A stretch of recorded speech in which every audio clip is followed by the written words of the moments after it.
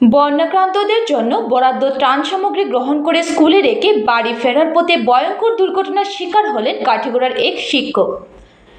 শুক্রবার রাত আনুমানিক 2টার সময় কাঠিগড়ার দুধপুরে ঘটেছে এই ঘটনা। প্রাপ্ত খবর মতে 934 নম্বর কান্দিগ্রাম এলপি স্কুলের প্রধান শিক্ষক এএফ মনসুর আহমেদ মাঝার ভূঁইয়া রাত 2টার সময় দুধপুর প্রথম খণ্ডের লামা দুধপুরে ত্রাণ সামগ্রী গ্রহণ করে বাইক নিয়ে বাড়িতে আসার পথে দুর্ঘটনার শিকার হন।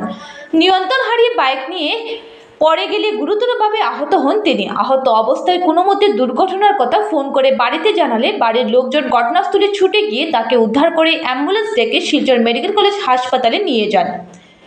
তার মাথাসহ শরীরের বিভিন্ন স্থানে আঘাত লেগেছে। মেডিকেলে চিকিৎসার পর মনসুর আহমেদকে বাড়িতে নিয়ে যাওয়া হয়।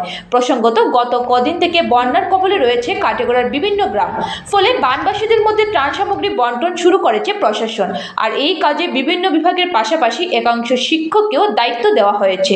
গভীর রাতে আসা ত্রাণ সামগ্রী গ্রহণ করে বাড়ি ফিরতে গিয়ে দুর্ঘটনার শিকার হন ওই শিক্ষক।